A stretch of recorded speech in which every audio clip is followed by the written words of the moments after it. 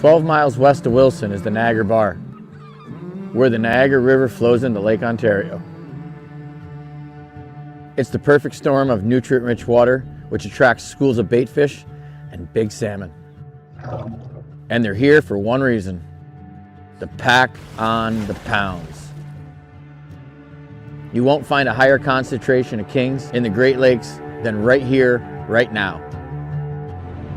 The fishing can be challenging. Unpredictable currents can throw off your presentation. My clients expect me to put fish in the boat. Knowing the speed and temperature at depth is always important, but here it's imperative. If you don't have a fish hawk, you're dead in the water.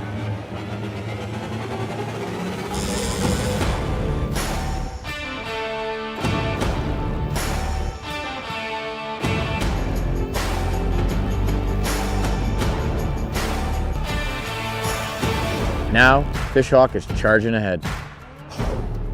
The new Lithium series incorporates 4 decades of experience with the lithium power anglers expect in modern electronics. The maintenance-free probe is 40% smaller and has an internal lithium polymer battery that provides a weekend's worth of fishing on a single charge. Wireless smart charging recharges the probe in minutes. Optional Bluetooth communication and probe depth are also available. I wouldn't dream of fishing without a Fishhawk. And now with the new Lithium series, Fishhawk electronics are better than ever.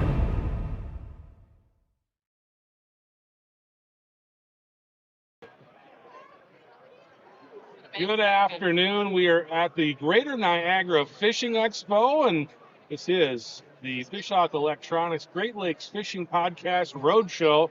Trevor had to take off for just a moment because we had some missing equipment. He'll be back in just a second, but we're joined with Zak Allen from the Great Lakes Fishery Commission. Zak, that's right. Welcome to the show. Thank you, man. Nice to be here. Yeah, it's good to have you on. We were talking a couple years ago with someone else from your agency about sea lampreys, and it was a topic that was really, really popular. People were very interested in it.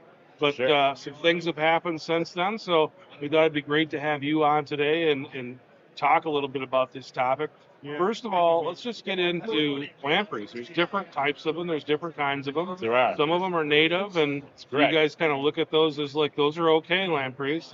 That's right. Then we have some that are invasive. Can you get into that a little bit for us? Sure. Well, there's 5 species of lampreys in the Great Lakes, one of which is the invasive sea lamprey. Mm-hmm. There's a chestnut and a silver lamprey. They're both parasitic, similar to a sea lamprey. They've co-evolved with the Great Lakes fish, so they usually don't kill their hosts, unlike a sea lamprey, which is much larger when it's in its juvenile parasitic phase, and they usually kill their host fish that they latch onto. There's 2 other native lamprey species, the American brook lamprey, northern brook lamprey. They're not parasitic at all. They're usually just residents of the stream. Well, that's interesting. Do they go out in the lakes? No, not really. Anyway, maybe around the mouth of a lake, incidentally, but they usually just hang out in river systems. Okay. They play a role in that ecosystem. Do you want to tell us a little bit about sea lampreys and how they ended up into the Great Lakes? Oh yeah, you bet. Sea lampreys are native to the Atlantic Ocean, and way back in the day, early 1800s, they built that Erie Canal system. That was their main avenue to gain access into Lake Ontario and the Finger Lakes, etc. But so they were in Lake Ontario spotted in the early 1800s. Then in the early 1900s, they finished the Welland Canal system. It connects Lake Ontario to Lake Erie. That was just a swimway for them to get up into the other Great Lakes. Bypassed that Niagara Falls that acted as a barrier forever until then. Guys, we're doing a giveaway again today, and today what we're going to do is put in hashtag Fishhawk Electronics, and that will get you entered into the drawing for our Fishhawk Electronics swag package. But we're talking with Zak Allen here. He's from the Great Lakes Fishery Commission, and we are talking about sea lampreys. So if you got a question on that, go ahead and drop it in. So that's an interesting thing. So these things have been out in the ocean forever, and don't cause issues there. Correct. Tell me about why it's such an issue in the Great Lakes compared to ocean going through. Right. So when they're in their native habitat, the fish that they're parasitizing on are much hardier, much bigger, and they've evolved to not die from a sea lamprey attack. They have no natural place in the Great Lakes. The fish are much smaller. Once they were in there, it was just, I mean, there's a lot of fish for them to feed on, Yeah. and that was kind of acting as an ocean for them. So they can live their full lives in fresh water, as opposed to the ocean where they spawn in freshwater streams and then live in the salt water. So once in the Great Lakes, back in the day, they decimated fish populations almost to all gone, almost. Right. Yeah. So we're kind of thinking about how things are now. Right. But I mean, these things were able to get into the Great Lakes, in the 1800s. Yes. Before there were ways to treat them. What were the fisheries like then, and what did sea lampreys do to fish at that point, like in the 1800s, before there were, people out there like you guys that were trying to get rid of them? Right. Well, they first spotted them. There's reports of them in Lake Ontario in the early 1800s, but it didn't seem that there was a big issue, like they were impacting the fishery too much. Not much information on that. It's once they gained access to Lake Erie in 1921, then the subsequent lakes. 1936 was Lake Michigan, 37 Huron, which is weird because they weren't spotted. Lake Michigan's farther away, and then by 1938 in Lake Superior. And that's when the damage, that's when they started showing up. People started observing them, and commercial fisheries were catching these fish with lampreys attached to them. They didn't even know what they were. Right. And then from then, like a bunch of empty nets. It's like, oh, where are all the fish gone? Yeah. So they played a big role in decimating fish populations, especially lake trout, ciscos, and whitefish. Yeah, it was like in it was a dire situation for sure. Talk to me a little bit about the lifestyle, a life cycle of a sea lamprey. How does it basically go from birth to death when it's out there? Right. So I'll start with when they're spawning adult phase. So they run up a river in the spring similar to a trout. They'll go up and find suitable spawning habitat. So they want rocks. So they're a Petromyzon marinus. It kind of means stone sucker of the sea. So they make their horseshoe-shaped nests out of rocks. They'll suction onto rocks with their oral disc. It's like a suction cup. They'll build these nests, and then female will wiggle in there, and a male will attach himself to the top of the female, like latch on with the oral disc, and they'll shake around and they'll release sperm and eggs. And that's how they spawn. So 2-3 weeks later, little mini larvae, they're called amicetes, will hatch, and they'll drift down the river a bit, and in suitable habitat like detritus or muck, anything like that, they'll burrow right in there, stick their little heads out, and they'll filter feed microorganisms. They'll stay there for typically 3 to 5 years as larvae. They have no eyes, they have no teeth, they're totally benign. You'd never know they were there. And other fish in the area aren't targeting them because they're not part of their natural ecosystem. Fine. All right. So if they're left unchecked, they will metamorphose. They'll develop eyes in this mouth, and their digestive system will change. And they'll head out and they'll start feeding on the Great Lakes native fish. And within 12 to 18 months, year and a half, they'll return as full spawning adults. And do they die after they spawn? They die after they spawn, you bet. It's something that it's in some literature no one really talks about, but it's also not good having them there, even if they die, like the adults die, because they've been feeding on top predator fish. So they're full of like heavy metals and toxins, and their bodies will, degrade in the stream, and that does add some level of pollution in there as well. How significant it is, I don't know, but not much on that, but I always found that interesting too. Yeah. How many eggs do they typically lay when they spawn? 100,000. Wow. A lot. Dang. And what is the survival rate on something like that? It all depends on conditions. Even if you said 1%, even if it's 1,000 that survive, and even if half of that, let's say from one spawning female, 500 larvae are allowed to transform and head out into the lakes, times that by 40 pounds of fish each, that's a lot. And that's just from a very low survival rate from one female. So we talked about how these in the ocean they're feeding on fish that have evolved with them. Right. They're larger fish, they're hardier fish that don't die.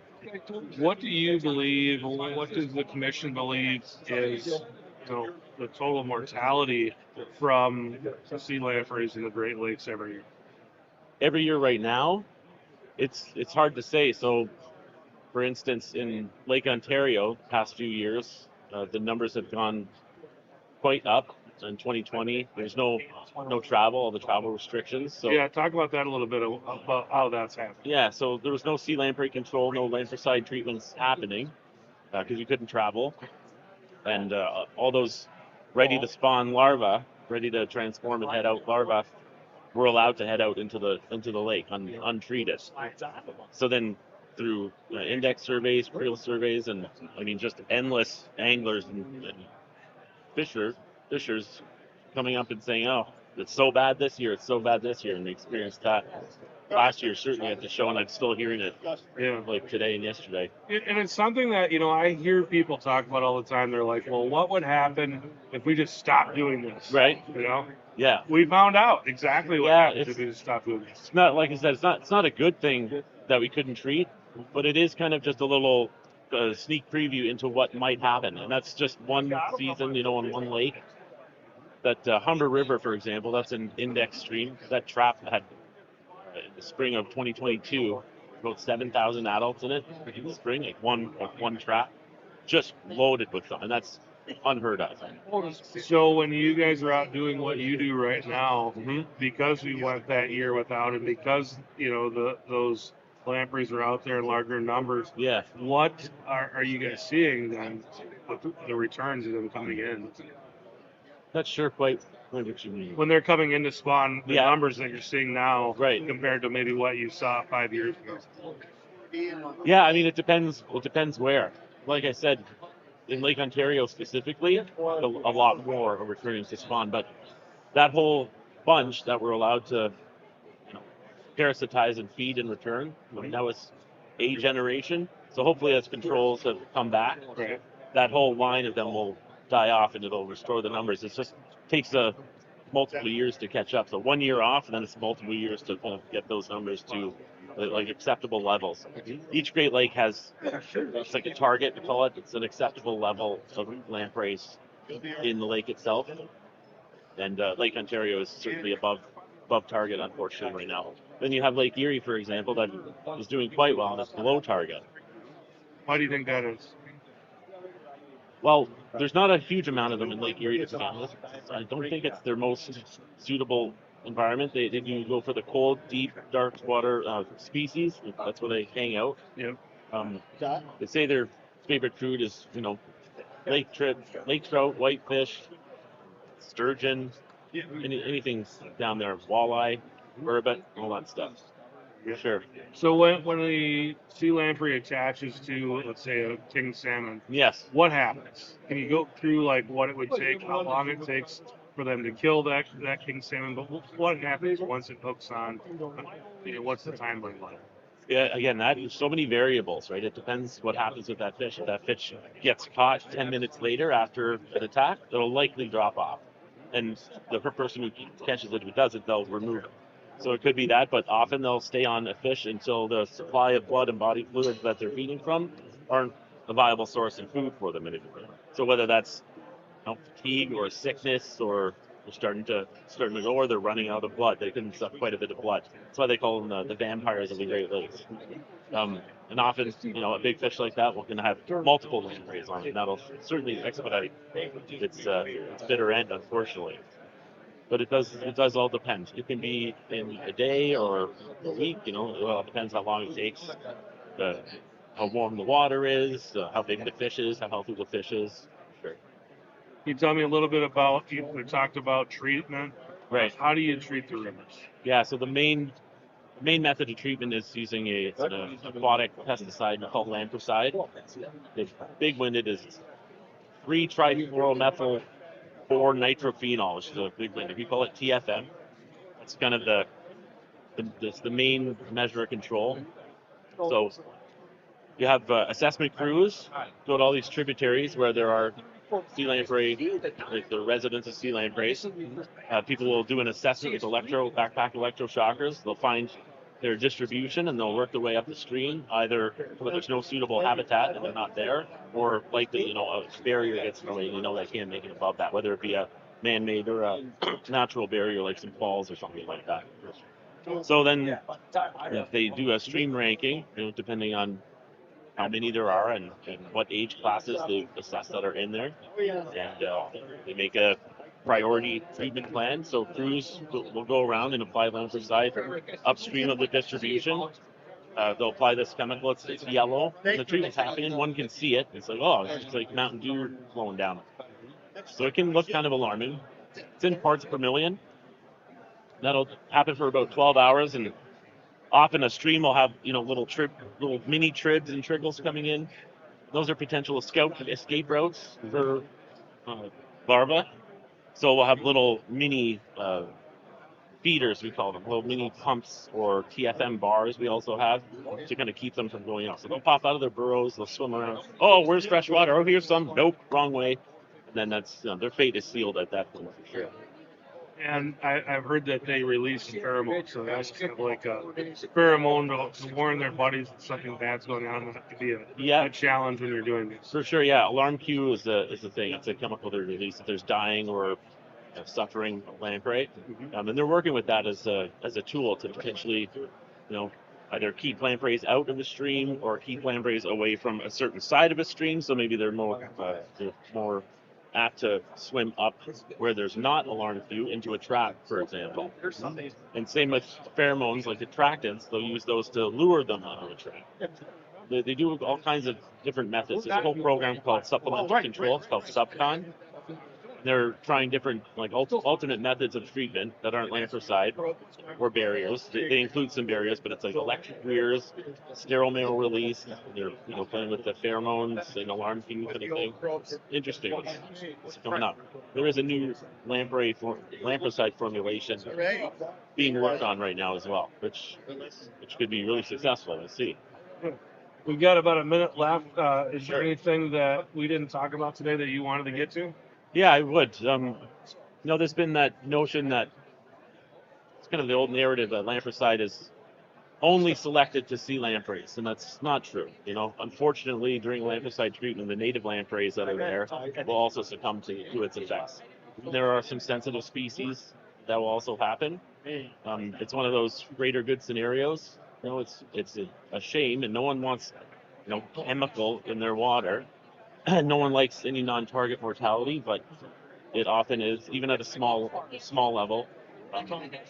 It's a trade-off. And we have experts that read the concentration and keep that as low as possible, just enough to kill lampreys if nothing else. But understanding that non-target mortality is often a factor is important for people to continue to support the program. So we have that social license to operate. Essential. Yeah. Sure. People support is essential is the main thing. Anyone who wants to ask anything about that, hit us up. Yeah. You got the website on the screen right now. It's glfc.org.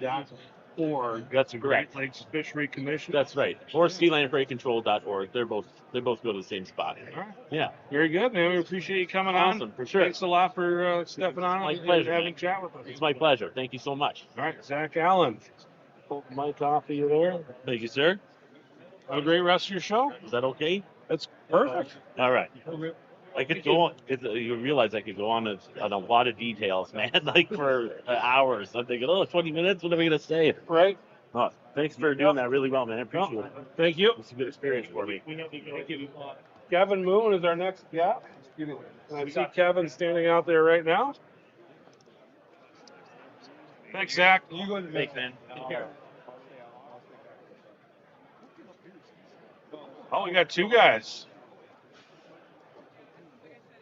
We're going to drop this guy right on you here.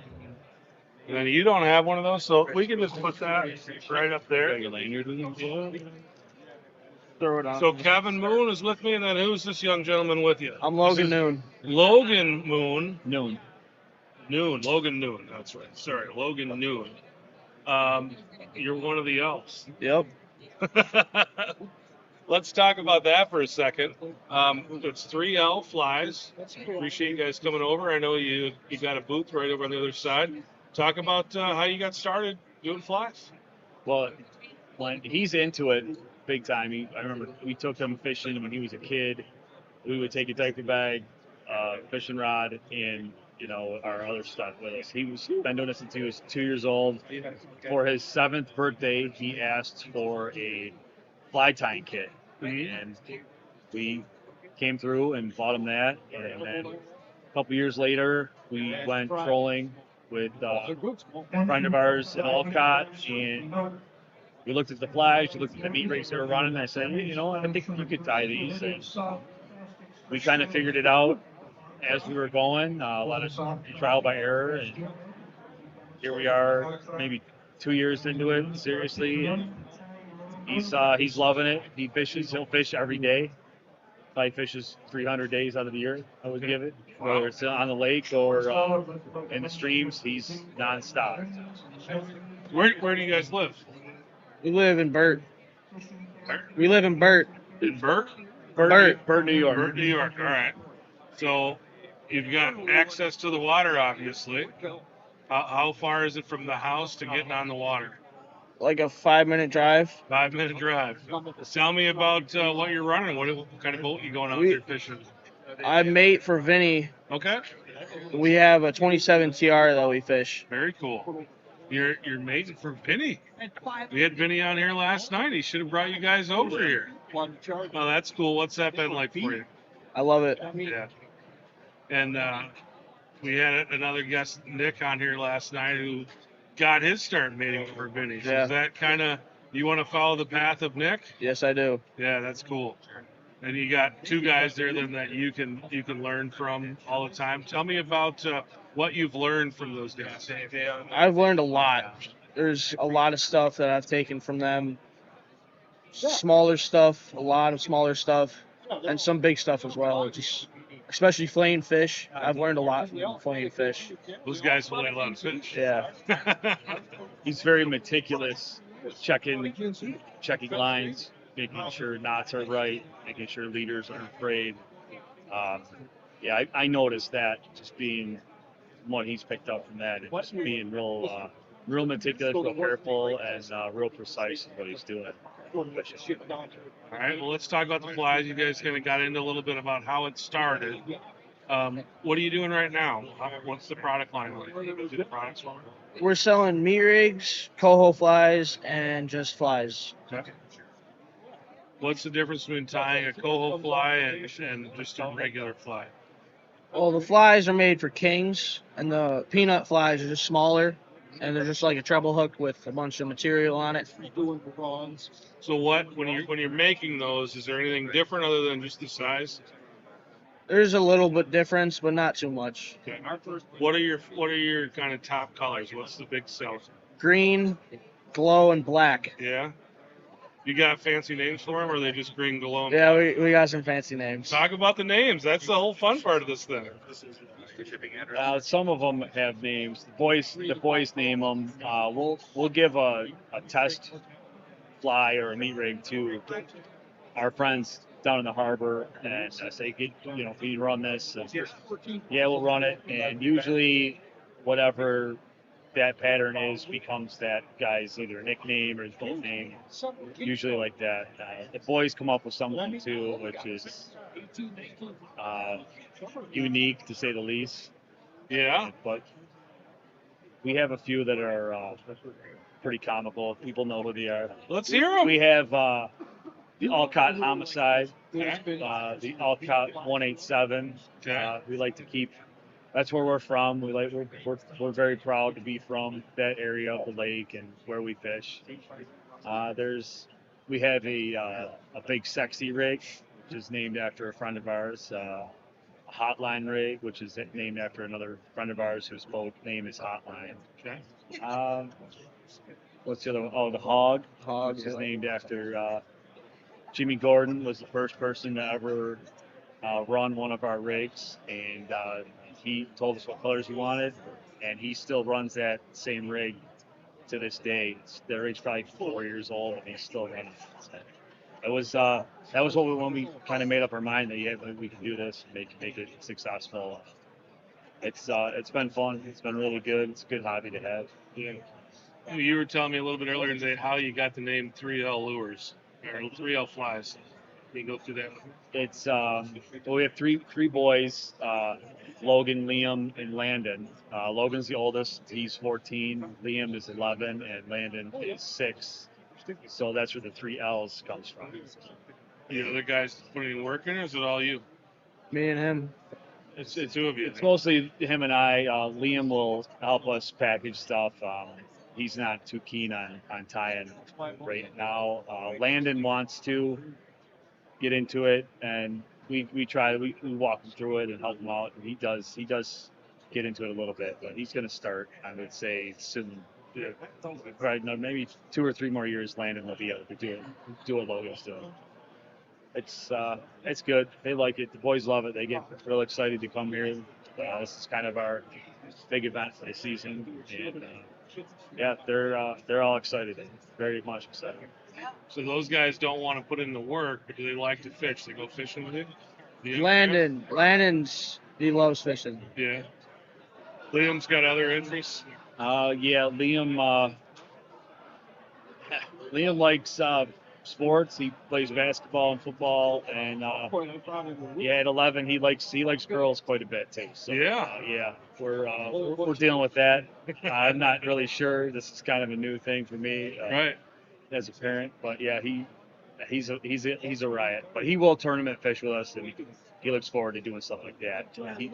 The other end of it, he's not so keen on. But no, he'll just go out and fish and catch fish, and they act like it's no big deal, and we get mad at him because he catch fish just the same as we do it. We're putting in all the work, and it's easy for him. So you guys do some tournament fishing, and you're right there with Vinny, and Vinny likes to tournament fish. Tell me about some of the stories you got for tournament fishing. You want to tell it? Or you want Which me to? one? You want to know the broken leg one? We got a couple good ones. Last season we fished with our buddy Bob in the Orleans Open. Bob's the charter captain, so we fished the pro side. First day was not good for us. I don't even think we went to weigh in. Second day we were mostly looking for just a redemption box, maybe looked like we knew what we were doing. We got to our spot. By like 8:30 we had 5 kings, and 8:45 we had our first steelhead on. And were you fighting the fish, or was that? I was fighting the fish. You were on the I net. was netting the fish, and I said, "Hey, can somebody grab this wire diver?" Somebody grabbed the wire. Bob came out from behind the wheel to get it, and he I'm not sure exactly what happened. My back was to him, but he fell. He went down hard. Ended up that he broke his leg, his right leg.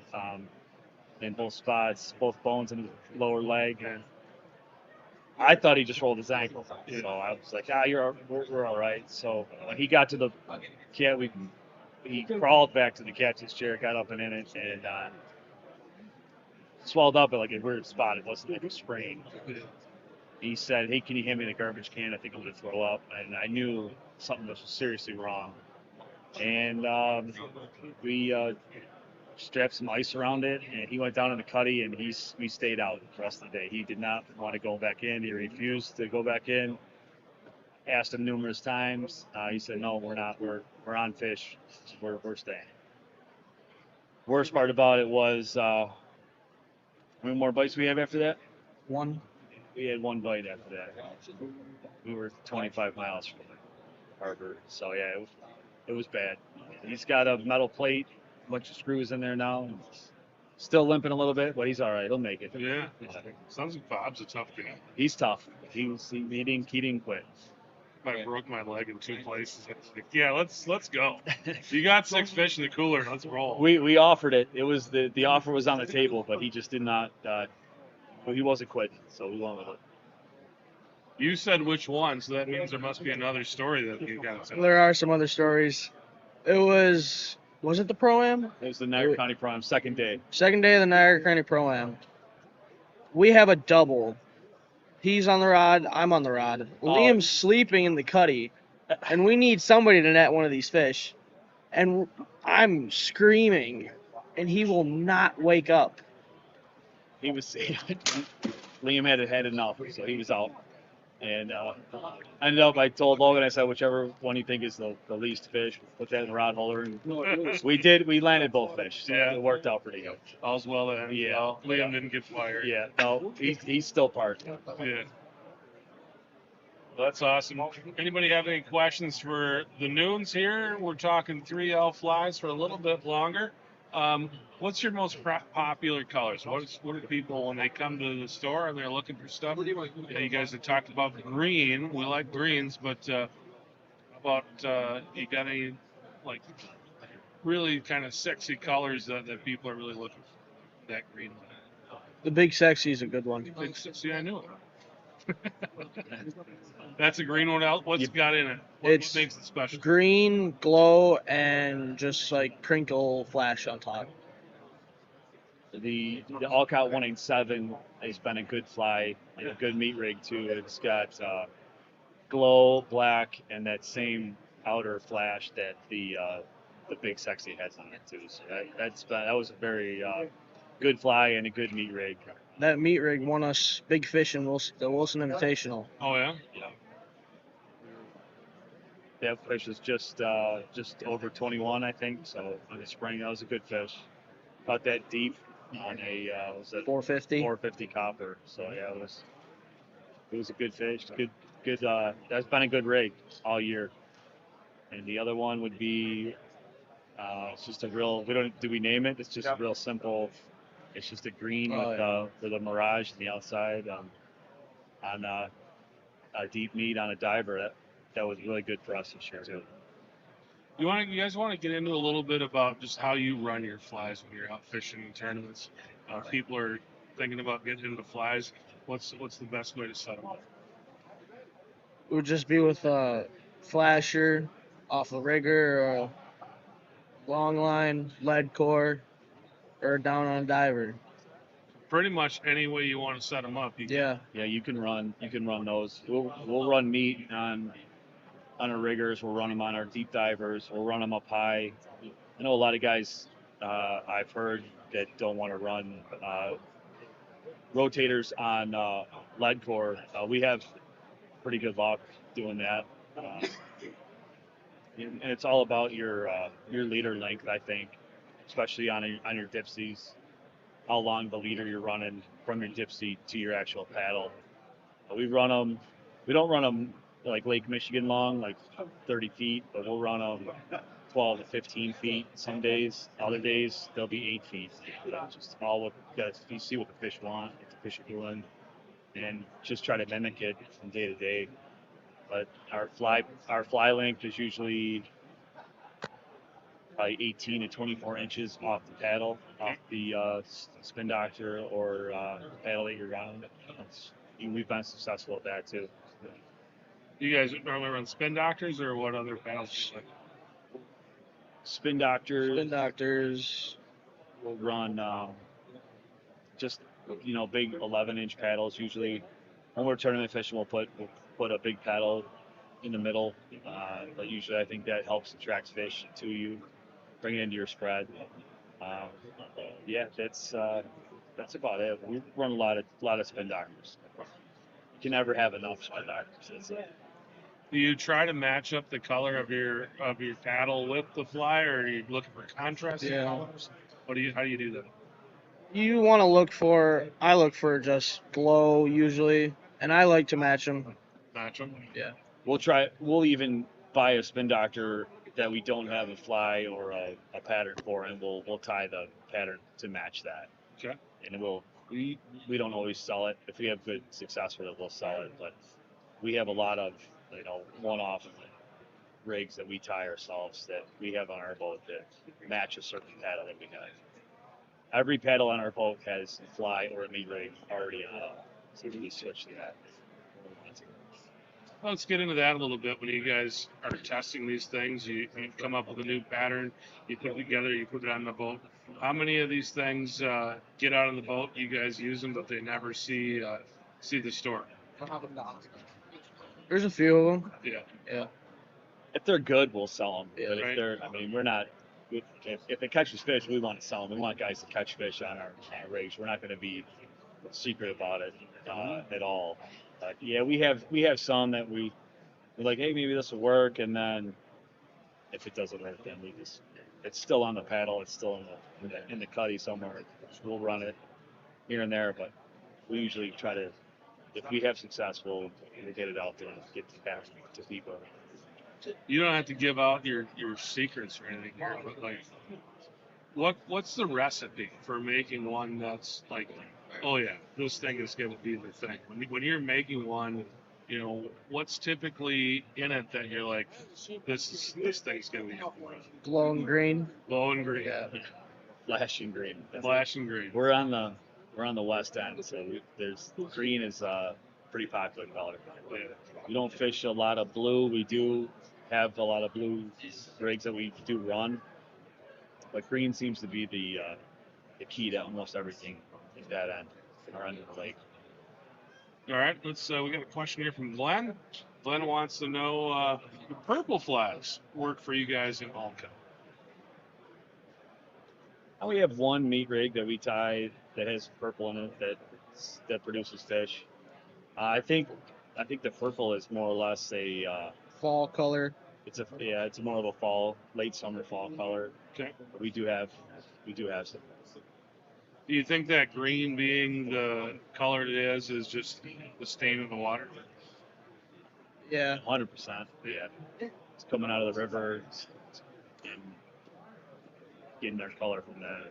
This might be somebody you guys know. That's Nooner54. Liam. He's watching us from the. Liam. Yeah. Liam's like, let's get to selling these things, Yeah. baby. He goes, where are these flies and rigs available? We had it up on the screen a little bit ago, but your website is 3lflies.com. Yeah. You're here at the Niagara show. Do you guys do any other shows? This is our only show Okay. that we do. It's local. It's kind of I would consider it our hometown. We can get our flies and our meat rigs at the Boat Doctors in Elcott. Captain Bob is putting a pretty big order in again this year, so Captain Bob's will have them. We tie a lot of teasers for John Ross at Route 18 Tackle. We have a couple guys in Wisconsin that we tie coral flies for. Oh, yeah. So they're Orange? No, you know what? It's weird.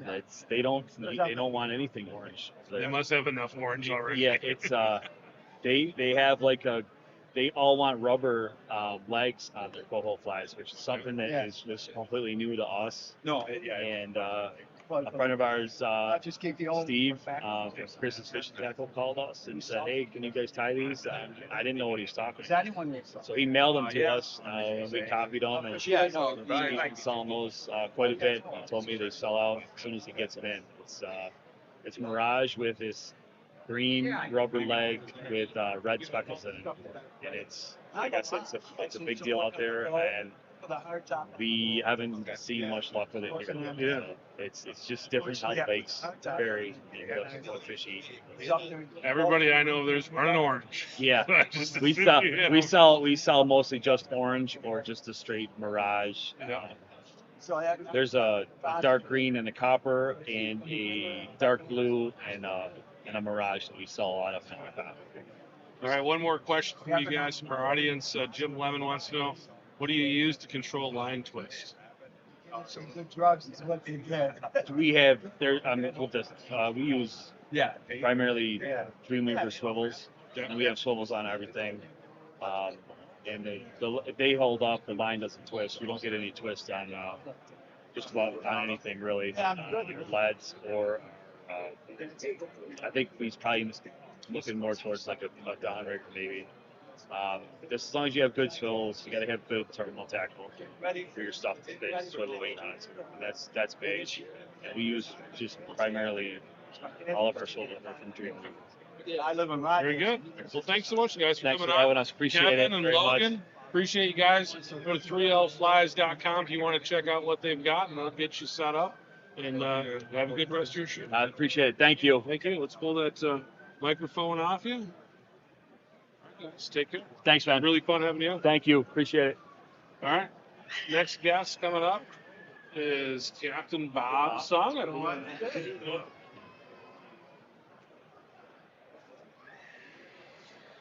Bring Captain Bob in, and Trevor's going to come back too. We've got the prices averted, so that's pretty nice. Oh, you were worried I wasn't going to show up? No, we had a little We have a mic issue. mic issue Oh. basically right when we went live, so but Trevor was able to get that taken It care was under the table. So my fear is that he lost the mic in the bathroom. That was my fear, Oh. because So fortunately, that did not happen. of. So. I'm like the mule, man. I don't go to the So what are we going to talk about? We're going to talk about fishing like everybody else does? We're What do going you to want talk to about talk about? Something cool to the talk fishing. about? It's not fishing. We can, well, it's about fishing. We can get into what we were talking about last year, the low fat stuff, the organization that the guys contributed to the DEC, again, where they're standing now. Yeah.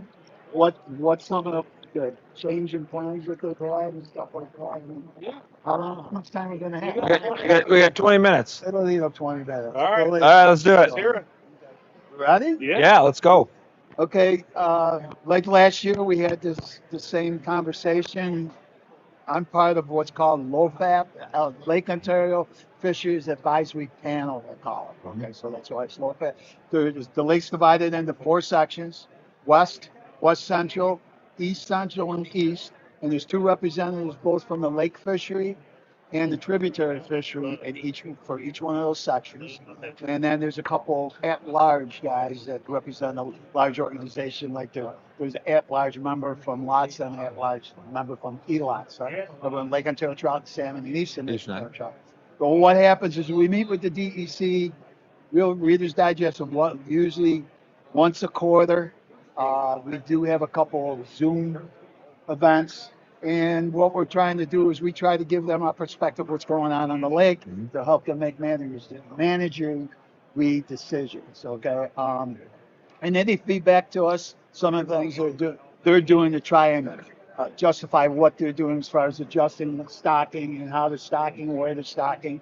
One of the new things that they can't come on with, I don't know if anybody really knows about it much or has been very public. They've come up with what's called parental tagging.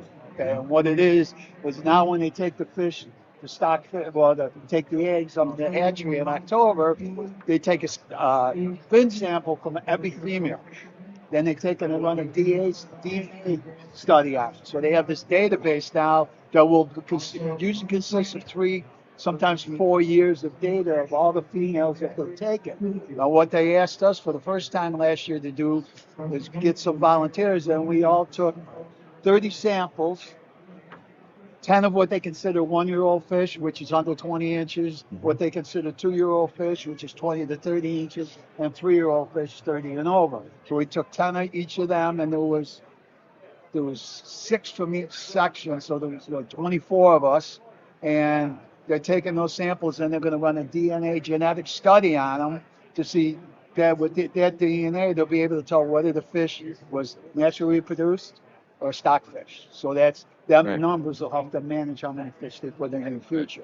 That is going to be ongoing. It's supposed to be more specific than when they used to do the tagging trailer. When they had a full spin and put the coated wire tag in their noses, and they can keep on doing this year in and year out. It's supposed to be a faster study. So seeing on how many naturally produced fish they have on the lake, then they augment the naturally reproduced fish with how many stockfish they put in. So that's one of the things they do. They also bring up what we see on the lake every year. We get the feedback from the survey, the angler open water lake survey of the anglers, and plus we get all the data from the trawls when they're assessing in the springtime. They're assessing the big fish population, and with all that data, they're trying to adjust how many fish we're putting in and where we're putting them. This year, I believe everybody knows that they up salmon stocking, Yep. both Canadian and American shore. But there's a caveat in that. Everything on the lake now, as far as their management decisions, is done what's called salmon equivalence. So they figure salmon is going to eat this much over the course of its life. Then they say, well, a steelhead's going to eat this much. And it's like 0.7. Steelhead eats 0.7 of what a salmon does. So when they do the numbers, they'll come out and say, well, we're going to stock 200,000 more salmon equivalents, North Shore and South Shore. Well, the North Shore has decided they're not stocking salmon. They're going to stock steelhead, but they're going to stock.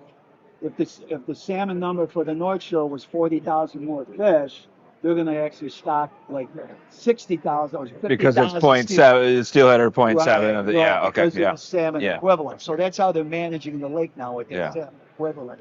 I know in talking to some of the DEC biologists last night, they seem really excited about the DNA study to Right. be able to really proactively, really have a lot more data than they've ever had before on what's natural fish versus stock Right. fish. They're really the only way they told before is when we did the tagging trail. They did that for years, but they only do those projects with the tagging trail for a certain period of time. This will be ongoing. Yeah.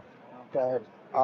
So the thing is that they have to get enough volunteers to keep giving the fin clips. And of course, like I said, they spread it up and down the lake. Yeah. So. No, that's the other thing I noticed, with you guys, obviously a longtime charter captain yourself. I mean, it seems like you guys have a really good collaborative relationship with DEC. I mean, and I'm sure everybody doesn't always agree, but well, definitely don't always agree. but it just seems like you guys have a really good two-way relationship going on. Maybe could be a model, I think, for some other parts of the country, honestly. Well, part of it's the leadership too. The leadership that they have in the DEC right now is very open to communicating with us. Mm-hmm. We hope that, usually when these guys are up there, they're getting near the end of their career, especially the guys up at the top. Sure. So we'll have a relationship with one group of individuals manning the fishery that might change the next time that their leadership changes. But it looks like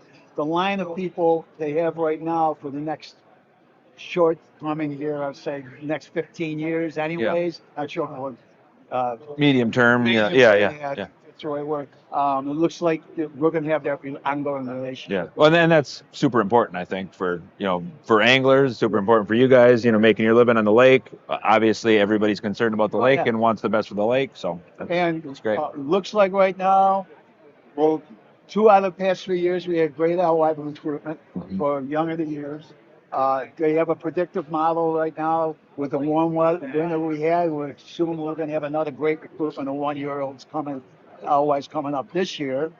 And they're predicting a major increase in the biomass available for food for salmon between now and the next year. So that's why they're giving us more fish. Okay. Us, on our side, I think we'll get 40,000 more lake trout and about 130,000 more salmon. And being that number, a good thing about it is that a site that, because of the cuts, lost their salmon stocking is not going to be Reinstated. Okay. Right. So this okay. Space site is going to get 90,000 salmon. Okay. And then the rest of them are going to be divided among the other sites, which comes out to about 11,000 increase at the 5 other sites. The 5 other sites. Yeah. I don't want to make you sound like an old guy, Bob. I am. I admit it. I've been in this. I'm 67. This is going to be my 40th year as a captain. You and Vince. Me and Vince together. 40 years too. Yeah. Well, me and Vince got a charter captain's license at the same day, same That's time. cool. Yeah. Same class. Same class. That is actually. Yeah. We actually fished out of the same marina and docked 2 boats with each other. But we didn't know we were both going for the license at the same time. That's funny. Yeah. Same class. Still hammering at it, still seeing each other just about every day. Me and Vince communicate every day. Yeah. Every day, not necessarily on the phone, but texting back and forth. Because as always, information is key. I want to know what's happening down at his port. He wants to know what's happening at my place. Yeah. So that is really cool that you guys are in the same class. Yeah. Still out there doing this. Yeah. What I wanted to ask you though is, what have you seen in your 40 years? Like, how has the lake changed and how has it evolved? And you could probably talk about that for forever too. Yeah. But every seminar I do, it ends up in that direction. Right. Yeah. Nutrient, you get into the biological type perspective. Nutrient load due to, Number one, the Clean Waters Act, and number two, the invasive species has been definitely had an impact on the fishery. Um, you know, years ago, the way we fished was totally different because of the fact that the lake would warm differently in the springtime. We used to have, some of the guys call it the June flu. We just call it transition. In the June time frame when the lake would change from springtime to conditions, summertime thermocline conditions. You don't see that anymore. Now in June, that fishing is good. Yes. Okay. Sure. So basically, when I do it, well, I fish Niagara Bar, Wilson area in May, and then I move back down to Oak Orchard to the west. As the fishing moved down, I moved back down with them.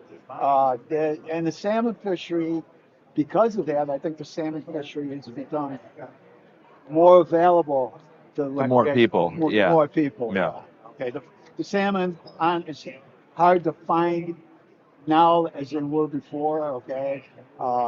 And we all know with the communications, everybody's had a conversation. Internet, phone, cell phone. Yeah, right. Helps with that too. But on top of that, I just believe that the availability of the fish, the way that the lake progresses from springtime to summertime is better now than it was then. Which of course allows us to harvest more, and I believe has in the changing of what happened years ago, people didn't really know how to catch kings. Kings weren't as readily available. So what would happen by the end of the year, there was kings everywhere. I mean, jumping in front of the harbors, stacking up, staging. Now, because we have gotten so good at it, and the communications, like I mentioned, allows people to know where the fish are. We harvest a lot more fish during the course of the year. So it has an impact on fishery in a lot of the harbors at the end of the year. That's one of the reasons why we do the pen run programs and have to try to promote the fish return to them harbors and survival. So because we're taking more out, we got to hope more survive, especially with the limited number of fish going in. We're a fishing technology company. We're an electronics company. Talk about that evolution in electronics that you've seen from day one when you and Vince walked out of the class to now. Back then, I used to have one of your fish hawk reeling motors. The 520, yeah. Yeah, I put it all the way down to the bottom, 20 feet. Yeah, And measure the temperature, then reel it back up, and Right. that's how I started my day. Paper graphs, of course, when you had the paper graph back years ago, the paper always ran out while you're fighting the fish. Yeah. No, technology's gone a long, long way. Having your product on my downriggers has helped me identify fishing areas, identify breaks that we would never see before. I mean, we'd reel it down, check the temperature, and assume it was the same all the way. Now we know that maybe a mile ahead of me, there might be a 5-degree break down 90 feet of water, down 80 foot of water, and it's holding fish. Now I'm going to see that, and I'm going to stay there.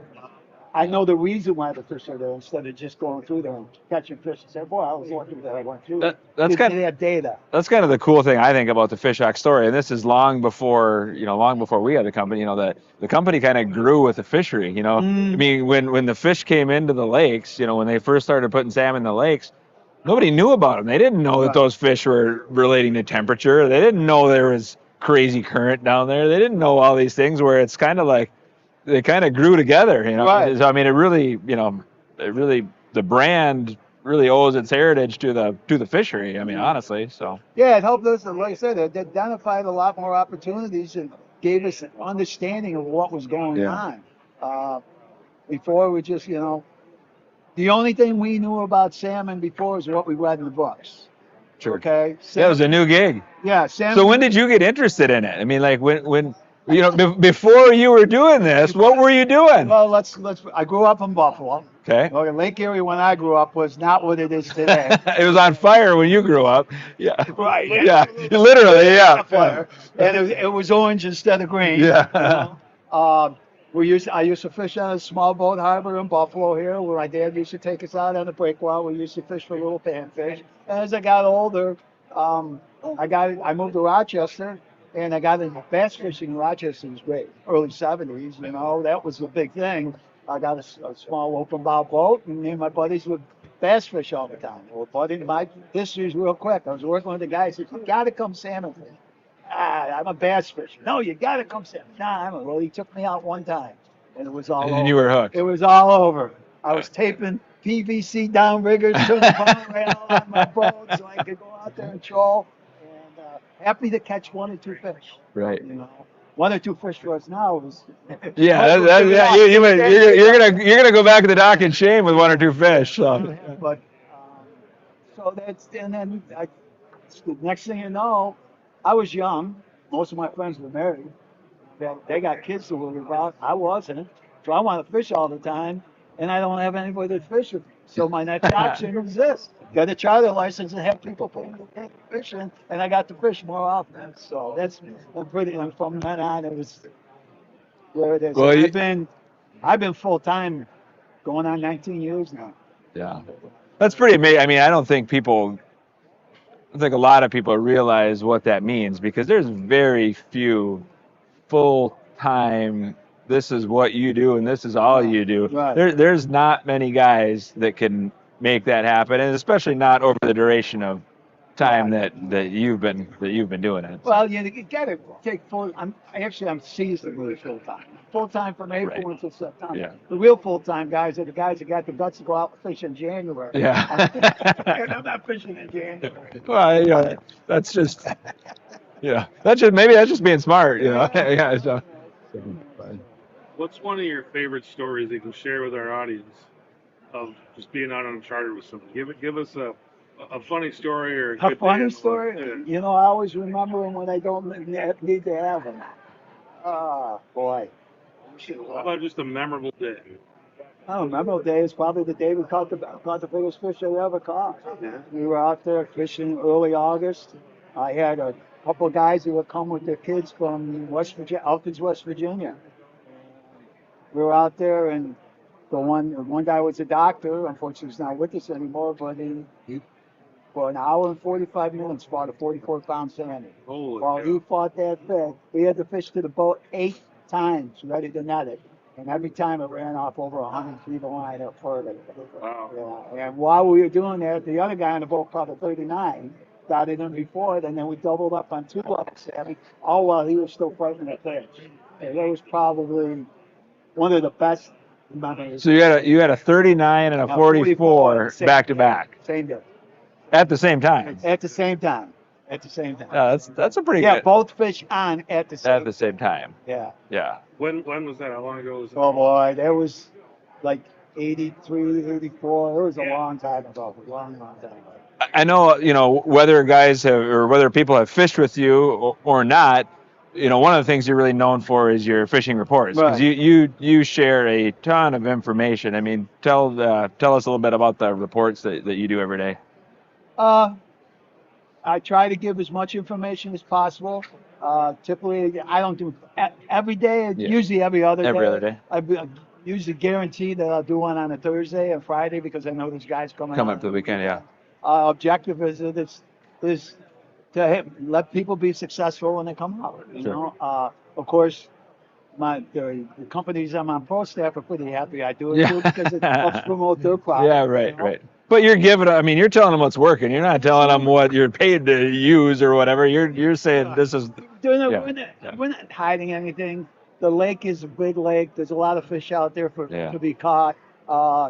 It benefits me in the long run a lot of times because guys will come up here and have a good time and say, well, we had a great time fishing out of Point Breeze, but I don't have room for you on your boat. You want to go? Why don't you book one of the charter captains? It may not necessarily be me, but it promotes the area itself. Yeah. And actually, it was kind of funny how it started. When I was working full time and only fishing like Friday, Saturday, and Sunday, I would get in on Monday morning before I started work and sit at my desk, and there was a guy in Hilton that had a posting board. And I would say, well, this weekend we did this, and this is how it was. And then a buddy of mine who was retired and his wife, and she was computer literate, so I turned them on to it, and they started paying attention to it, and that's where at the Oakers. He founded it with my help. And then the captains in that area, he had a bunch of friends because he was an ex-captain, and we all fed him information. Well, after he passed, all of it fell in my lap, and luckily, technology advanced enough Sure. where we didn't have to type it anymore. Yeah, yeah. Where I could actually show people, hey, this is what you're we need, using, this is yeah. what we're using, this is how we're running it, and and it was good for all the businesses up there because like the tackle shops, I remember days going in to the tackle shop and see bags with guys' names on them, all running the stuff that I told them were, Sure. or the other captains who fed information that Yeah. they're catching fish in. Well, and to kind of bring that full circle, we started out talking about, your work with the DC, if people aren't fishing, this stuff isn't getting done, right? Right. So if without more people being successful, without them wanting to come, we're not putting fish in the lake. So No. that's the important thing, I think, from the big picture is, guys, they get secretive and this and that, and the other, but at the end of the day, we want everybody to be as successful as possible to keep these fish going into the lake. You say fishermen are secretive. They are probably the day they're out fishing, but everybody brags when they catch a When they catch a big box, anyways, yeah. I mean, a guy, I caught 70 fish today. We catch and release, and we caught 70 fish today. Right. That doesn't happen. Yeah. But I've heard it. Fishermen love to brag. Right, you right. know. Yeah. Bob, it was a pleasure having you on. Is there anything you wanted to talk about before we let you go here today? Just the fact, hope everyone that comes up has a good time. Don't ever be, I'm available, okay, on the internet. On my Facebook pages, both my personal Facebook page and my business Facebook page, Real Excitement business page. I've got my cell phone number on there. If anyone feel they need any information before they come up, don't necessarily call, but don't be afraid to text me. I'll tell if you're looking for some additional information, especially guys that come up and they know they're going to go fishing, but now they want to ask, well, where can I stay? Where can I launch first timers? Where can I launch my boat? What's available for me for getting fuel or whatever it might be? And so that's all good information. That's super not helpful. necessarily posted on the reports, but if some guys need to have. Very good. Appreciate Guys, it, man. again, that was Thank a you. quick 20 minutes. It goes fast when you start talking. Everybody's scared, then they get here and they're like, that went by really fast. Okay, guys, thanks for All right, your time. See John over there. Do you want to I'll go grab John, yeah. If you want to jump into that drawing, guys, go ahead and pop in hashtag Fishhawk Electronics into the comments, and that'll get you into the drawing for the Fishhawk swag package that we'll give away. Yep, come right on. The show. We got John Gribble stepping into the booth here and dropping off another lamprey there. Oh, great. Thanks, man. Thank These things are cool. Yeah. They had lampreys made for the booths. It's like, Wow. it's like, that's a legit lamprey, yeah. So, do we need a mic, John, or is he good on the table? He's good. Okay, Just, cool. Just talk the way you normally talk, and I think you'll be good. Cool. John, tell us a little bit about yourself. John Gribble with DV Marine and Outdoor Sports, DV Sport Fishing Charters, based in Madison, Ohio. We do a marine repair facility there in Madison. My charter business runs mainly out of Geneva on the Lake, covering all Ohio waters of Lake Erie. And I've known John for a long time. John's a heck of a fisherman and runs a really successful charter fleet over there. But one thing, John probably works on more boats than anybody I know. So I thought it would be a nice idea to have John on and talk a little bit about boat maintenance. Spring's right around the corner. We're getting ready to get boats in the water, hopefully sooner than later. So let's talk some spring boat maintenance. Yeah, so here we are. It's the show season, but open water. We don't have ice, so Lake Erie is wide open. Your spring launch, a lot of guys that they don't understand, kind of what they got to be prepared for in regards to getting your boat out. You pull the shrink wrap off, pull your cover off. You got to pay attention to condensation inside of your engine hatches. You got corrosion on your distributor cap rotor, spark plugs, water pump impellers. Just simple little maintenance things to get your boat ready. I mean, for a few $100s, you're going to have hours of use on your boat. So put a couple $100 into it. Save your problems once Save you a big you total. launch. Yeah. So most of the boats you're working on, are you working on outboard boats, trailer boats, boats that are slipped for the season? We have a wide variety of boats that we work on. with me being in the charter industry, a lot of inboard boats. Mhm. So your twin inboards, anywhere from 350, 454s. Mhm. But outboards are just a huge thing now. Yeah. Fuel efficient. Right. And probably less maintenance than what Yeah. our big boats are. Right. You don't have to change spark plugs every, couple hundred hours. Impeller probably every couple hundred hours on a outboard compared to an inboard. You are doing a lot of maintenance. My personal boats, we're changing an impeller every year, start of the spring. Spark plugs every spring, but distributor caps and rotors, we do those probably 2-3 times a season. Really? Because of the Because how much condensation. trolling and Yes, everything a and lot of slow hours on these speed. big motors. Yeah. Compared to where the outboard guys, trolling, whether you're using a big motor or a kicker, you're putting hours on that kicker or that big motor. The outboards, it's pretty crazy how efficient those things are. Yeah. And now, new V10, 600 horses. I mean, especially with fuel prices and Fuel. gosh. Yeah.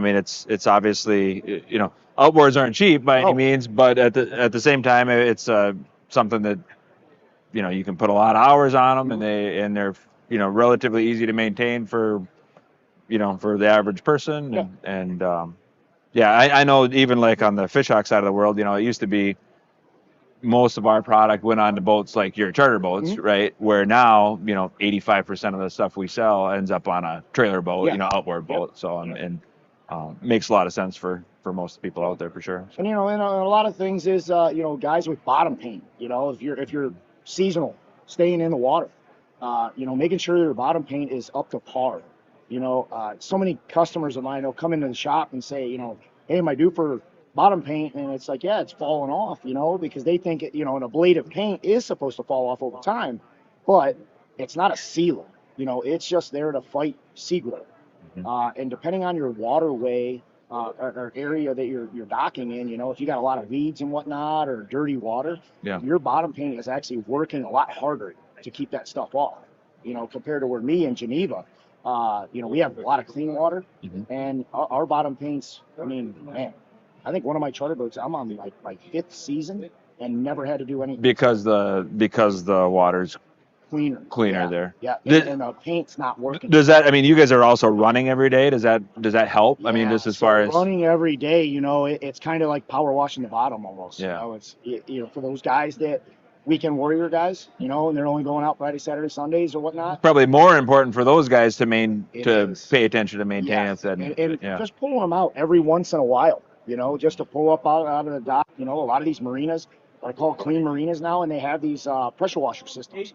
You could actually just pull out, and it's not draining back into the lake. It's all self-contained now. Yeah. So what do they do? They sling the boat and then bring it over to a bay and add it to a trailer and goes over to a bay like we have one in Geneva, and it contains it. And then we have a water treatment company that actually comes and picks that up, so it's not going in any sewer or running back into Lake Erie. So that's a pretty cool thing. Yeah, for sure. Yeah, it's interesting with that impeller. My boat was giving me some issues, but then I was like, it's not the impeller because the thing's spitting water out really good. But I took it in, they're like, yeah, you need a new impeller. Yeah.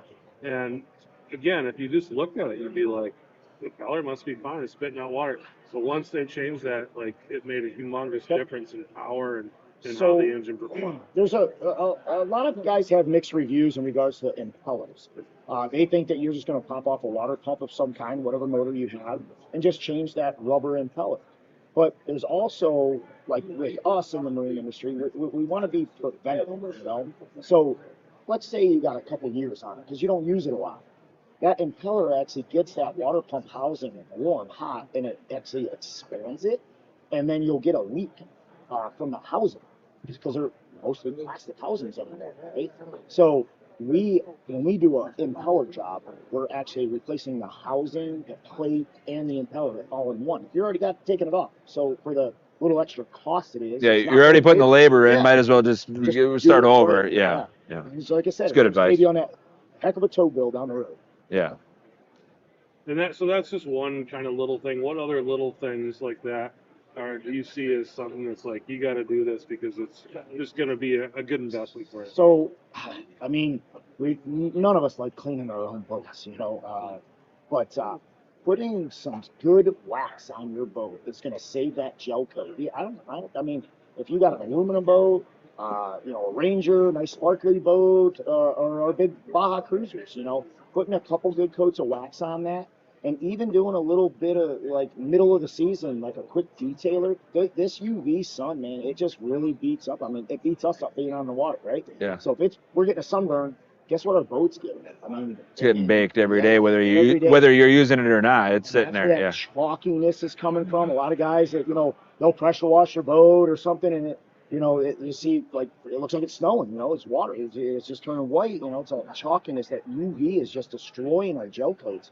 And just doing the waxing. I mean, just a couple coats. Are there specific products that you guys use that you like, that you found just in your experience that work better than others? Yeah, or? I mean, obviously there's so many brands. Yeah, I mean, exactly. I know there's But you got your McGuire's have been around forever. Mhm. We have we personally sell that brand in our store. Mhm. But I use what's called Stark. They're based out of Florida. Okay. So you figure Florida's got probably one of the biggest industries there are Sure. in regards to boats. Yeah. So why not use a product that is seeing that sun more than what we Yeah, really right, do. right. They're out there 365. Yeah. And compared to us, we're 6 months a year. Yeah. So yeah, Stark Products is a Stark, and you're using a marine specific wax or specifically for marine. Okay. Yeah. And then the new fad that's out there is the ceramic coat. Yeah, I was going to ask about that. It's an expensive process, Mhm. but it's going to prolong the life of your boat. We don't have customers that'll come in that has a 1999, 299 Baja Cruiser and say, I want a ceramic coating on there because the gel coat's probably already baked. Been compromised. Yes. Okay, yeah. But now you get a new boat like, the smoker craft right here, it's not seen the sun yet. Yeah. Putting ceramic on that is probably the best thing you could ever do. So, and you're doing that with aluminum boats and fiberglass Yes. boats? You're doing that with aluminum boats too? We have two different products that we use. It's just like your car, your trucks, Mhm. right? Because of the clear coat that is on your vehicle, it's the Yeah. same thing as like on an aluminum boat. The paint that they're using on that, you look at clear coat, we have a ceramic that is designed just for that. Compared to just strictly fiberglass gel coat, we have a ceramic just for that. And is that a spray-on product or is that a buff-on product? It's a buff on. Buff-on, okay. Yeah, we wipe it on with a sponge and applicator. Okay. And then once it cures, then we just buff it. Then you buff it out. Yep. Yep. Got a question coming in about water separator inline filters. Mm-hmm. What can you tell us about that? Yeah, so back to the maintenance thing. When we put our boats away in the fall, doing our winterization at our facility, what we do is we replace your water fuel separator right then and there. We have like your Stay-Bill product that we put in our water fuel separator, spin it on, and then when we run your engine, outboard or an inboard, whatever it may be, we're putting that chemical into the fuel system of the boat for the layup. It just it's rust inhibitors and stabilizers that's in these winter layup systems. I mean, if you want to say whether it's outboard or inboard. But that water fuel separator is very important because I don't care if you're getting your fuel at a marina that is ethanol free. You get the guys that are trailering their boats to a gas station that has recreational fuel, ethanol free, or the guys that have to run high octane fuel that and I know if I'm pulling up to a gas station, I'm looking for the best price there is. So are these guys with these outboard boats. And that fuel might not be getting used a lot. So it sits and it's got a lot of water in it. So changing your water fuel separator is key. Yes, you can spin that right off, drain it into a little bucket or whatnot, put a little bit of lubrication on there, and then spin it right back on, you're good to go. But always want to make sure when you change a water fuel separator is either put fuel back in it or some kind of a treatment in the filter. So it's not sitting there dry. Correct. You don't want them dry because they will rust. Okay. And you don't want that rust going in your carburetor. Sure. Your heat injection. Sure. Let's tell us a horror story. Uh-oh. So, fuel related actually. One of the worst things that we've probably ever come across is guys that, and COVID really hurt a lot of the industry. People that let's say put your boat away at the end of the season. Then we got hit with COVID, and they sat for a couple of years. Well, they never did the fuel treatment into the fuel tanks, So that it was a big thing, and we just got all of the contamination, the sediment it built up. I've replaced so many fuel tanks in these bigger boats over the years, and even the smaller boats with center fuel cells in the floor, to where we've seen the corrosion buildup inches and inches thick, where it just sets in the bottom of that tank, and you would never ever think about it because it's not moving. So the problem is that hey, I got fuel in there, or the fuel evaporated over time, right? Sure. You put fresh fuel in, and let's just say it's a trailerable boat, and you go down the road, and that thing's just jarring, shaking up. Yeah. All you do is you loosen all that up, and now all that goes in your fuel system. Destroys carburetors, destroys your fuel injection. We had a gentleman that, which, the motors ain't made anymore, but it haven't really oh my God, I thought I replaced every part on that motor. We could have probably bought him a new motor. By the time you were done, yeah. Yeah. Interesting. Yeah, that sounds rough. Yeah. Oh yeah. Yeah. Fuel is a tough character, but Yeah. Everything, it's just like your car engine. You need fuel, and you need electric, and air. Make them run. I think the moral of the story is we need to use our boats more, because the more we use them, the better they run. So I think that would be the takeaway. Would be we might as well just go. We might as well go fish more, because it's good for the boat. So. It is good for the boat. And another little just tip that I like to tell customers, trailerable customers, whether you have a steel trailer, a galvanized trailer, aluminum trailer, is don't leave them parked in your yard. The grass. It'll actually rot your trailer out from underneath it, your brake systems and everything. Florida don't even let you put brakes on your trailers anymore because of the rust.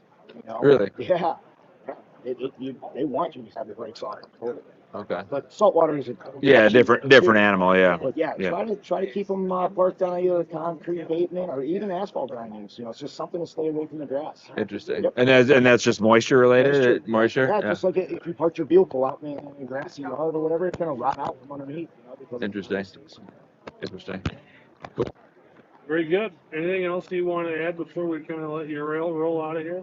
Well, no, it's been a great show so far. Yeah, I think it has been too. Today is a very, very busy day. I know you guys have been busy over here. Yeah. Yeah. And, your guys' school's been going awesome, so doing great on the canoe fishing. Great. Being sales over there. So, Yeah. Good. I appreciate you guys having me on. Yeah. All right. Good to have you. One other thing, I guess, as long as we're here and we're talking fish hawk, you install quite a few fish hawks. Yes, you do. Yeah. Is there a secret to it? Is there something that you think that the average person, if they were going to put it on, might miss or might not do that you see as like, here's a little pro tip? So transducer placement is everything. One being, I know with the fishhawk transducer, we don't have a lot of interference between all the other brand of electronics that are out there. But what I do see is, because we have the speed wheel on the transducers, making sure that those are not placed too close to your fish finder transducer, because of that paddle wheel leaving that weight, coming out of there. Sure. So definitely transducer placement is probably the biggest thing on any of the fishhawk installs that we do. Yeah, that's and we see the same thing too. I mean, that's by far and away, as far as actual, questions go, the number one question is always, where do you put the transducer? What's the best spot for it? And, of course, the answer is just somewhere, where you've got good, clean water there. And then, imagine a string drawn from the probe to the transducer, and you just don't want anything in the line of sight of that. You get guys will, if they bury a transducer into the kicker motor or something like that, and they don't get a consistent reading, well, they're chopping that signal up and whatever. But trim tab boats, big wide plane trim tabs sometimes do create a little bit of well, I mean, you run out of space. Yeah, There's only so much real estate back there. So now with all of our boats, have an active target on it, 3-in-1 transducer, skimmer transducer, and then throwing a fishhawk transducer on there. Yeah, you don't run out of real estate. Cool. Very good. Appreciate it, man. Thank you. Definitely. Thank you, Thanks, guys. John. Yeah, good to see you. Yeah. Sure. Gribble, really good stuff on boat setup and just preventative maintenance on your boat. Oh, wow. Next guest coming on right now. How we doing, sir? Good. Living the dream. Thanks for having me. You bet. Over. Going on, Good to Chris? see you, man. Good to see you. All right. I got your email. It says Gabriel, but when I get it from your wife, she just calls you Gabe. So what do you want us to call you? Yeah, Gabe is good. Gabriel, either one. I've gone by both my whole Been life. called worse, I'm Yeah, sure. Just don't call me late for dinner, right? Right? Yeah. So Gabe, we're gonna have you on today. We're talking about the Ultimate Salmon Derby, and Yeah. it's a new thing. Tell us about that. New thing. Lots of prizes. $400,000 in prizes. That's almost $500,000 for those of you storing at home. Yeah, 8 weeks long. It resets every week for 8 weeks, and we're giving a boat a week away. So Wow. basically, first place on the king side of things is going to get a boat every week. So, and then the overall winner is going to win a 23-foot center console. So some huge. I think the important thing to bring up front is where it's at. We're on Lake Michigan. We've got a derby on Lake Michigan now again, Yeah, which is cool. Yeah. So I mean, for a long time, the Michigan guys didn't really have much to compete in. So I was a Lake Ontario Derby guy, and bringing it to Lake Michigan was something I wanted to do. So we developed a format, and we've along with the king side of things too. We have a trout division, and then you guys, Fishhawk is the Atlantic division side. Yep. You guys are sponsoring the whole Atlantic division, which thank you very much. Yeah, no, it's Got cool. you guys definitely have a great reputation, and that's kind of geared towards the Lake Huron side of things. So the Derby's all Lake Michigan and all Lake Huron. So yeah. And start date, end date? June 15th through August 11th. Okay. Resets every week. It's 8 weeks long, and we'll have a live leaderboard on the website. Do you know when's the last time Lake Michigan had a derby? I don't remember. I know in the 90s, I think someone tried to start one up. Okay. And it was just a couple ports. Some of the tackle shops have derbies that they put on, but nothing of this caliber. We're really trying to bring. The goal is to bring people that wouldn't compete normally in a tournament, or to bring the families out, bring the individuals, the weekend anglers. That's what this is. A big part of is getting all those people involved. And that's kind of why we wanted to jump on board was to support those people that small boats, trailer boats, like you say, maybe people that they're not going to fish one of the other pro-am style events, or I mean this gives them opportunity at a pretty reasonable cost to get involved with something, and obviously come potentially walk out of it with some pretty big time prizes. So yes, some awesome prizes. We're definitely excited to be giving away one of the new lithium units that you guys are providing. That's been a hot commodity just in the fishing buzz that I've heard here at the show. Sure. What are we giving away for boats? So they're made by ALK2 Power Boats out of Alabama. They're 18-foot center consoles. Okay. They'll have Suzuki power on them. We're giving away 7 of those, and then one of the 23-foot center consoles. Same brand, ALK2 Power Boats. Really awesome rigs. Definitely for the weekend angler, they're a great setup. And how are they awarded? I mean, how's the prize structure work? So basically, first place, the biggest fish of the week will get a boat. So it's biggest king of the week will get a boat, and that's every week the Derby resets. So you're basically fishing from Saturday morning until Friday night. So you can fish anytime. You can just weigh in fish. You can upgrade fish throughout the week, and at the end of the week, if you've caught the biggest fish, you're going to get awarded the boat. All the prizes are awarded at the award ceremony, so that's going to be mid-September.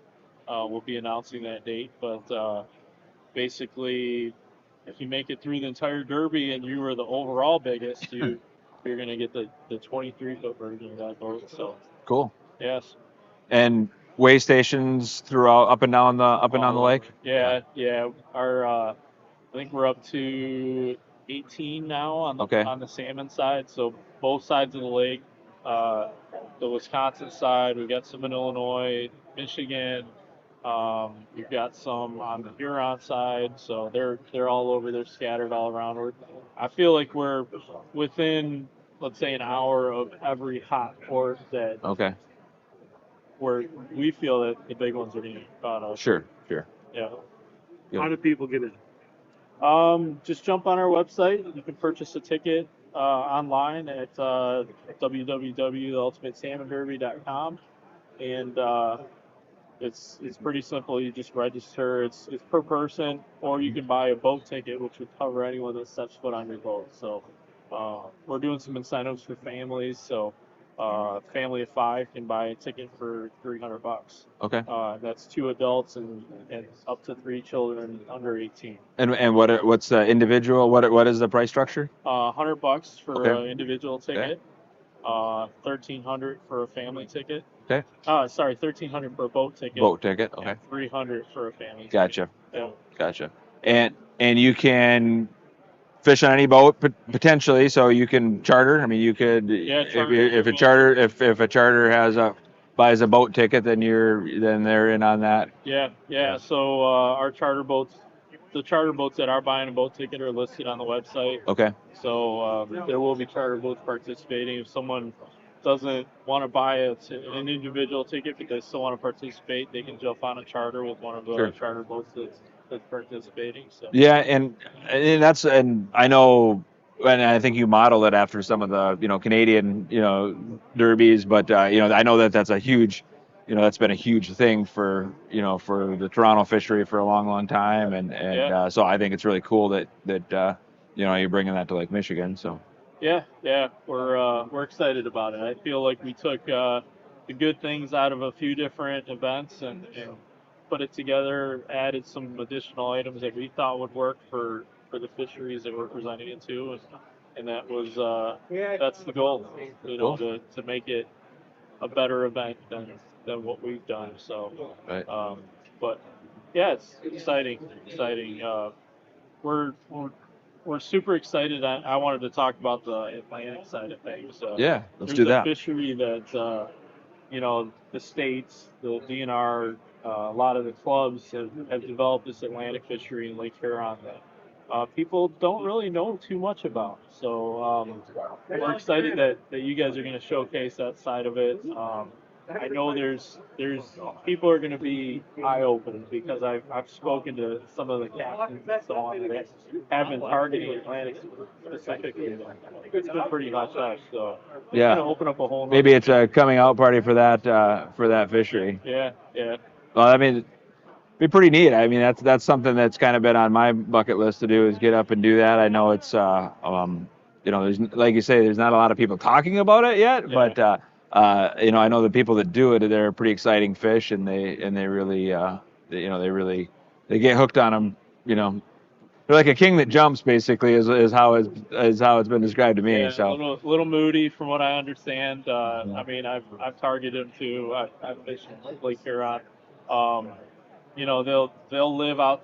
They almost live like brown trout at times outside of. They're not as temperature related as, let's say, a king.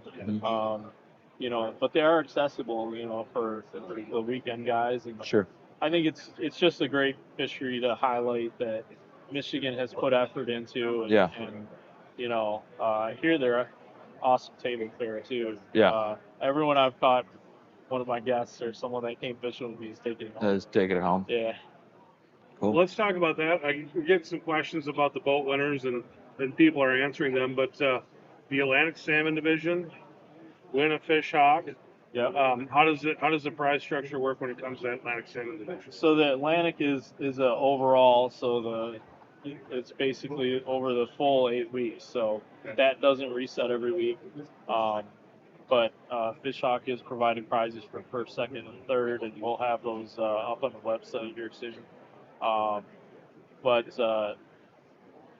That's so basically it's an overall for the top 3 Atlantics. Okay. And you've got a division for coho?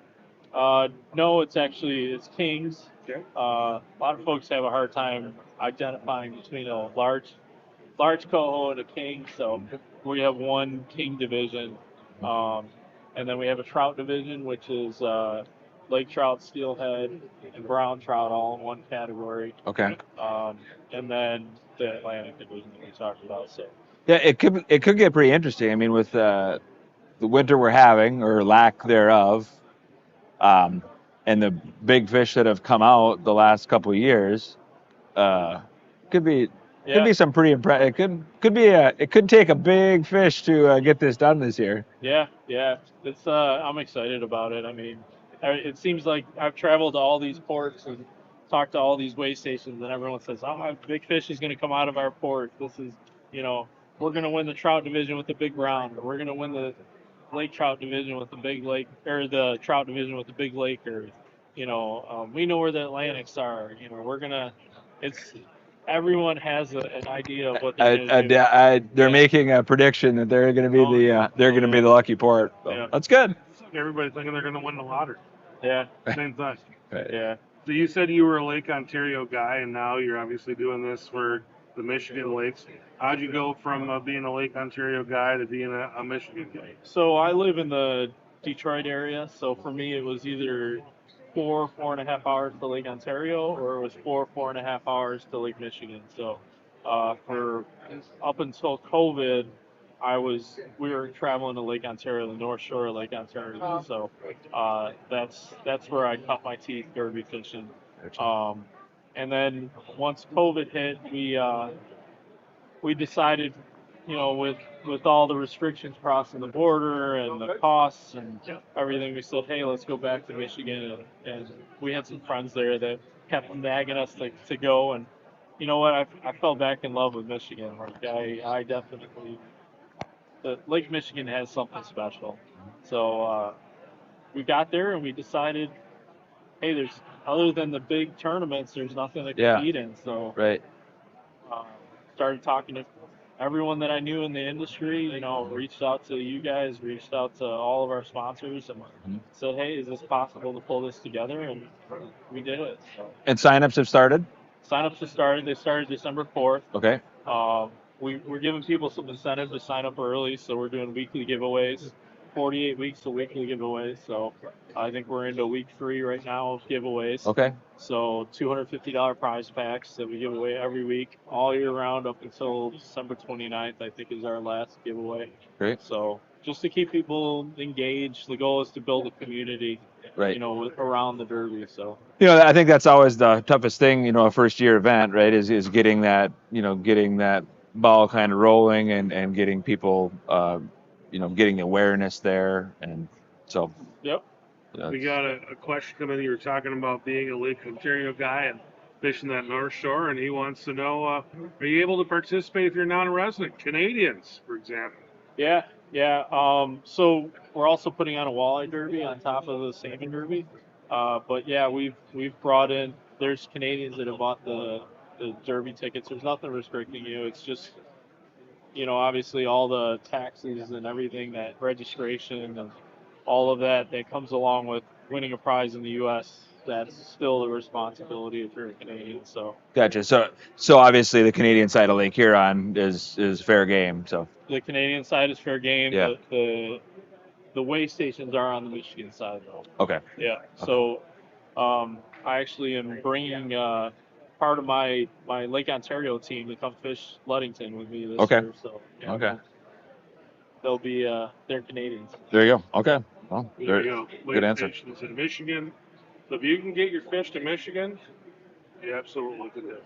Yeah. There's guys already talking about. There's some like in Port Huron, and there's guys talking that they're going to bring their fish across the border, weigh them in Port Huron. And Okay. that's legal. I know we've brought fish back and forth across the Okay. border. So. Great. All right, you got a shirt on that says the Ultimate Salmon Derby. Yep. You got a hat on that says Captain Shucks. Tell Yeah. me about your connection to Captain Shucks. They're one of our way stations. So Scott over at Captain Chuck's is a supporter of the Derby. So Good. we're it's the hat I grabbed this morning, and You know, they treat us good. We're out of Ludington, so I know that's where I'll shoot. It could be that could be the port. Yeah, yeah. You never know. I mean, realistically, it's all about putting your hours in. If you put your hours in, your chances are much better. Sure. If you just go and fish an hour in the morning and then, you don't put your hours in, it's difficult. Well, I think the fun thing about a derby format is if you're going anyways, I mean, for the price of dinner, essentially, or what, I mean, for not a whole lot of, not a whole lot of extra investment, you're in something to participate in, just again, one more reason to go. So. Yeah, I think it's like $12 a week, something like that. So, pretty affordable. That was part of the goal, is I wanted to make it attainable for everyone. Sure. And if we all gather together, this can grow and be able to offer bigger prizes next year, even yet. So awesome. That's the goal. Yeah. Awesome. Cool. What else you got for us, Gabe?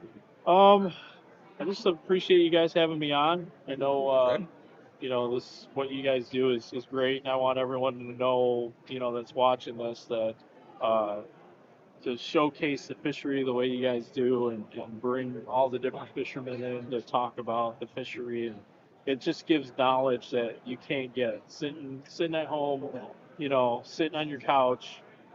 This knowledge that comes through these three seats in here is unparalleled. Like, I watch all your stuff. Oh, I'd say most of the knowledge usually comes from these two seats, and then Well, you ask great questions. Well, yeah, it's great, and everyone should support Fish Hawk and what you guys do. No, I appreciate There's it. more than just the speed temp units that are part of Fish Hawk. I see that. I've seen it for years, and that's important. Like, support your companies, your manufacturers. Yep. They support us as fishermen, and that's. I think the goal. that's the cool thing about the Great Lakes fishery, and that's why it's a fun market to be in. Is it is like everybody kind of helps each other, and so it's definitely a fun market to be a part of for sure. So. Yeah.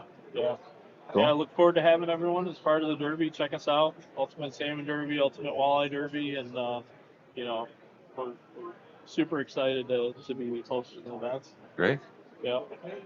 Best of luck. So we got a question here coming. Let's clarify this. Just wanted to make sure all of the weigh stations are in the state of Michigan, so nothing in Wisconsin, Illinois. No, we do have weigh stations, Wisconsin, Illinois.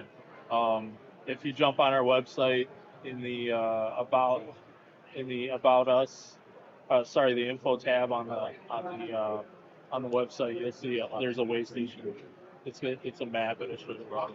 So on both sides of Lake Michigan, Scott, both Wisconsin, Illinois, and in Michigan, but Lake Huron only on the Michigan side, not on the other. Yeah. There's some tax implications that we couldn't have weigh stations on both sides, and hopefully we'll work through that in coming years. It's just year one here, it's only the Michigan side, but you can fish both sides. So death and taxes will get you anywhere you go. Yeah, they're guaranteed. Can't get away from it. Cool. All right, really appreciate it, Gabriel. Thanks Thank you for for your stopping time. by. Appreciate it. Gabe, Thank you. good to see you, man. seeing Yeah, take care. The Ultimate Salmon Derby. Jump on there and sign up. Trevor, I don't know. We haven't been no-showed yet for this show, but we might be getting no-showed for our final appointment here. I'm looking around and I don't see anyone that looks like our next guest. So. Okay. To be nameless, is that? Maybe we'll see if we can get a redemption story later today. Yeah, right. We do have one window open still for this afternoon, so Right. maybe we'll see if we can get some redemption. But as of right now, I'm looking around. I don't see it. And we've been no-showed, I guess, a couple times, but we know where they are. We can go get them. Yeah, we can just go grab them. Yeah. This person, I'm not sure where they're set up, and haven't seen them. So. All right. Well. We're gonna, about one And I noticed you were casting your gaze around the room, so I figured you were looking for somebody. So if you're watching on TV and you see me start going like this, sleep. I'm looking for the next guest and where they are and where they may be. So that's what I'm doing. The joys of a live The show. joys of a live show, and especially when we're both doing this, we don't have I always call him a show runner, somebody that's running around and I mean, people. maybe we need that. Yeah. Yeah. So the hashtag, it's hashtag Fishhawk Electronics. Your last opportunity to get into the drawing for the swag packages right now. This evening coming up, let's take a look at what we got on tap. We got Captain Sergio Ferreira from Trolling Real Deep Sport Fishing. He's a Canadian guy. He's going to be our co-host this evening. We'll start the show at 4 p.m. Eastern. Then we got Bill Schweitzer from the New York Canals. He'll be on at 4:20. Then we've got Casey Prisco at 5, Captain Jim Steele at 5:20, and another Canadian, Captain Mark Kulak, at 5:40. So a nice show coming up here. We're still looking for a guest there for that 4:40 slot. We got a couple guys that are maybes. We'll see if we can get that filled up for you. But I guess we're going to draw the balls. Yes, give one more chance. Nope, they're not here. So we'll grab somebody. Oh, here we go. We got a question for you, Trevor. Uh-oh. We're going to take advantage of this and ask some Trevor questions. Question for Trevor: will the new probe show probe battery level on the display? Yeah, so if the battery is low, it'll actually say low bat on the display, and that just means that it's time to charge. You'll notice when you get that low bat reading that you'll see some funky readings on the display, and you'll see that low bat. And again, if you're in that situation, you can literally throw the probe on the charger for 10 minutes, and you'll get enough to get you through the rest of the day. It doesn't take long to get a partial charge. So. All right, let's do the drawing here. Get the ball rolling. 28 entries. If Phil Rutherford gets picked, We're gonna send him a rotten egg. Yeah. Hi, Phil. Luke Gehring is the winner. Luke, so I'm watching on YouTube. Luke, head over to our Facebook page and send us a private message with your address. And when we get back into town, we will get this shipped out to you. Thanks to everyone for dropping in and watching this afternoon. We got another show coming up at 4 o'clock Eastern. It's about 2 hours away. We'll be right back here on the Fishhawk Facebook and YouTube channels. Thanks to everybody. See you next time.